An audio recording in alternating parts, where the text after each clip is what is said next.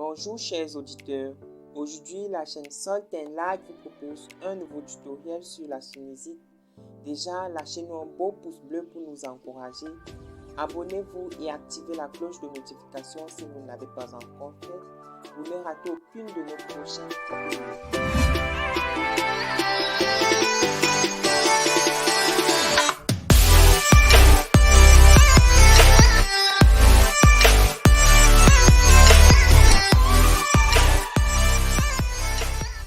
Nous commençons donc par voir ce que c'est la sinusite et le sinus.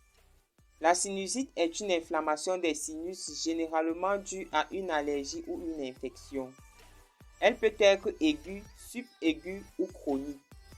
En aiguë, elle dure généralement 30 jours. Pour qu'elle soit chronique, elle doit durer plus de 90 jours ou être récurrente à plus de 3 fois par an. Entre 30 et 90 jours, elle est considérée comme subaiguë.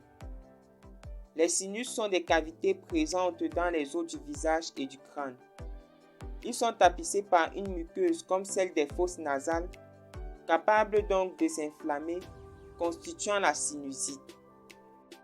Il y a 4 paires de sinus qui se creusent dans les masses osseuses au cours de la vie. On a les sinus ethmoïdaux qui se forment dès les premiers mois de vie. En topographie, ils se trouvent derrière le nez au niveau de la lame criblée de l'os ethmoïdal. Vous pouvez l'observer en rose sur l'image de droite. Ensuite, on a les sinus maxillaires qui se forment à partir de 3 ans à 4 ans de vie. Ils se trouvent derrière les joues. Puis on a les sinus frontaux qui commencent à se développer à partir de 5 ans à 10 ans de vie pour certains. Et ils se localisent au niveau du front, juste au-dessus des sourcils. Enfin, on a les sinus sphénoïdaux qui se développent à partir de 10 ans dans l'os sphénoïdal. Ils se trouvent plus en profondeur. Vous pouvez observer cela représenté en vert sur l'image de droite. Chez l'enfant, on aura donc des ethmoïdites et des rhinosinusites maxillaires à partir de 3 ans. Et chez l'adulte, on aura des combinaisons partielles ou totales de sinusites maxillaires, ethmoïdales, frontales et sphénoïdales. Les éléments pouvant induire une sinusite sont une infection virale des voies respiratoires supérieures aux rhinovirus ou aux entérovirus, donc en cas de rhume, une infection bactérienne ou fongique, un abcès dentaire, une allergie, des polluants irritant la muqueuse nasale ou toute substance chimique ayant le même effet, des polypes ou des masses fongiques obstruant les canaux des sinus, des malformations de la paroi nasale entraînant généralement une sinusite chronique, une sinusite mal ou non traitée, une allergie chronique et des comportements tels que le tabagisme, l'usage de cocaïne par voie nasale et une exposition fréquente aux polluants irritants sont aussi responsables d'une sinusite chronique. Il en est de même pour les polypes non enlevés, une malformation non résolue et un reflux gastro-œsophagien non traité. Un agent infectieux, un polluant irritant ou un allergène va induire une inflammation de la muqueuse nasale, ce qui va conduire à une tuméfaction des fosses nasales, entraînant une obstruction. De même, un polype ou une malformation peut entraîner cette obstruction. Et si rien n'est fait, l'air contenu dans le sinus est absorbé dans les vaisseaux, ce qui entraîne une chute de la pression intrasinusienne. Cette chute de pression intrasinusienne sera à l'origine de douleurs et d'un afflux de liquide dans le sinus. Ces sécrétions constituent ainsi un milieu de culture pour les bactéries présentes sur place et pour celles des voies aériennes supérieures. Une inflammation du sinus résulte de cette prolifération de bactéries et l'organisme employant ses mécanismes de défense va provoquer un afflux de cellules immunitaires dans le sinus, augmentant d'une part la pression intrasinusienne responsable de l'amplification de la douleur et d'autre part l'amplification de la réaction inflammatoire conduisant à la formation d'un pus abondant. Dans la sinusite aiguë, il y a donc une inflammation temporaire et une obstruction temporaire, alors que dans la sinusite chronique, on a une inflammation chronique et une obstruction chronique. Les symptômes de la sinusite sont un écoulement de pus jaune ou vert du nez, des céphalées, des pressions, une douleur au niveau du visage, une sensibilité au toucher, la congestion ou tuméfaction et l'obstruction du nez, l'hyposmie, la litose et la toux productive. Aussi, en fonction du sinus touché, on a des symptômes spécifiques permettant de les identifier. Ainsi, en cas de sinusite frontale, on a une douleur susorbitaire et frontale, souvent unilatérale, s'accentuant avec la position penchée vers l'avant, pulsatile et accompagnée d'une rhinorrhée purulente homolatérale antérieure. En cas de sinusite ethmoïdale, surtout chez l'enfant, on a un œdème palpébral rouge chaud situé à l'angle interne de l'œil et de la paupière supérieure.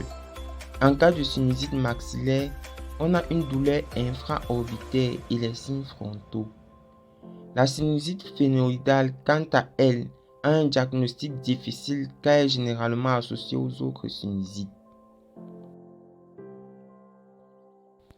Les complications de la sinusite sont généralement une ostéomyélite des os frontaux, une aggravation de l'asthme, surtout chez l'enfant, une chrombophlébite des veines des yeux se traduisant par un œil rouge et enflé, une septicémie due au passage des bactéries dans la circulation sanguine générale, une méningite et même un abcès du cerveau.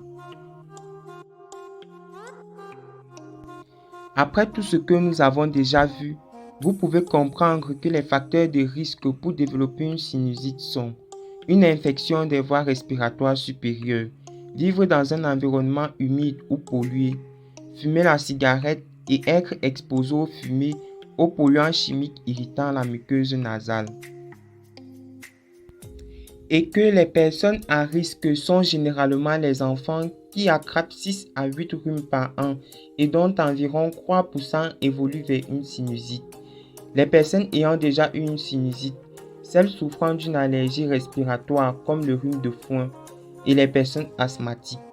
Les personnes ayant un système immunitaire affaibli dû à une maladie préexistante. Des personnes ayant une anomalie congénitale, des polypes nasaux ou une fibrose kystique obstruant le nez ou le sinus. Un abcès dentaire qui se propage au niveau des sinus.